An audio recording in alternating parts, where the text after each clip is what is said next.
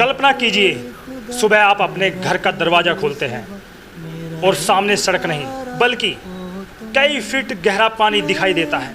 जी हाँ दोस्तों, स्कूल बंद, अस्पताल पर पहुंचना मुश्किल, खेत पूरी तरह डूब चुके हैं, हजारों परिवार राहत शिविरों में रहने को मजबूर हैं। और सबसे हैरानी की बात यह किसी एक साल की कहानी नहीं है, यह कहानी है असम की, जहां हर साल बाढ़ आती है और हर साल लाखों लोग इसकी कीमत चुकाते हैं। जी हाँ दोस्तों, लेकिन सवाल यह है, क्या असम की बाढ़ सिर्फ एक प्राकृतिक आपदा है या फिर यह इंसानों की बनाई हुई एक ऐसी त्रासदी है जिसे रोका जा सकता था? आज हम जानेंगे असम हर साल क्यों डूबता है, क्या ब्रह्मपुत्र नदी ही असली दोषी है, क्या जलवायु परिवर्तन इसकी वजह है, और आखिर सरकारें इतनी वर्षों में स्थायी समाधान क्यों नहीं खोज पाई? असम की कहानी समझनी है तो सबसे पहले समझनी होगी ब्रह्मपुत्र, भारत की सबसे शक्तिशाली नदियों में से एक। यह नदी तिब्बत से होकर निकलती है और चीन से गुजरती है, अरुणाचल प्रदेश में प्रवेश करती है और फिर पूरे असम को चीरती हुई बांग्लादेश चली जाती है। लेकिन क्या ब्रह्मपुत्र कोई साधारण नदी नहीं है? बरसात के मौसम में इसके साथ सैकड़ों छोटी नदियां भी जुड़ जाती हैं। पहाड़ों से आने वाला तेज पानी भारी मात्रा में मिट्टी और पत्थर लेकर आता है। धीरे धीरे यह मिट्टी नदी के तल में जमा हो जाती है और जब नदी का तल ऊपर उठता है तो पानी के लिए जगह कम पड़ जाती है। इसका नतीजा निकलता है, नदी अपने किनारे तोड़ देती है और पूरा इलाका पानी में डूब जाता है। यानी समस्या सिर्फ बारिश की ही नहीं है दोस्तों, बल्कि नदी का बदलता स्वभाव भी है। क्या पहले भी ऐसा होता था? अगर हम इतिहास में जाकर देखें तो असम में बाढ़ कोई नई घटना नहीं है। सदियों से यहाँ बाढ़ आती रही है, लेकिन विशेषज्ञ मानते हैं कि पिछले कुछ दशकों में बाढ़ की तीव्रता और नुकसान दोनों बढ़े हैं। अगर साल 1950 में आए एक बड़े भूकंप ने पूरे ब्रह्मपुत्र बेसिन का भूगोल बदल दिया, यानी नदी में भारी मात्रा में मलबा आया, कई जगह नदी का रास्ता बदल गया और इसके बाद बाढ़ पहले से कहीं ज़्यादा खतरनाक होती चली गई। हर साल लाखों लोग प्रभावित होते हैं, हजारों गांव जलमग्न हो जाते हैं, फसलें नष्ट हो जाती है, पशुधन बह जाता है, मर जाता है और कई परिवारों के लिए जीवन फिर से शून्य हो जाता है। यह किसकी जिम्मेदारी है? चलिए बात करते हैं। अब सबसे बड़ा सवाल उठता है, अगर बारिश पूरे भारत में होती है तो हर साल सबसे ज़्यादा तबाही असम में ही क्यों?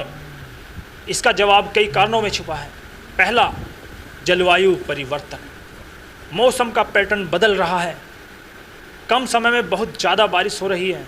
और दूसरा, पहाड़ों में भूस्खलन आने से दिक्कतें आती है, मलबा आ जाता है और जो वो नदियों में जमा हो जाता है। और तीसरा सबसे बड़ा कारण, वनों की कटाई, जंगल कम होने से बारिश का पानी सीधा नदियों में पहुंचता है। और चौथा, बाढ़ के मैदानों में बढ़ता निर्माण, जहां कभी पानी फैलता था आज वहां मकान, सड़कें और बस्तियां बन चुकी हैं। इसका असर यह हुआ कि बाढ़ का पानी निकलते ही जगह कम होती गई और नुकसान बढ़ता गया।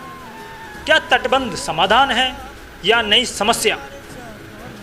हर बार बाढ़ आने के बाद एक सवाल जरूर उठता है, अगर तटबंध बना दिए जाए तो क्या बाढ़ रुक जाएगी?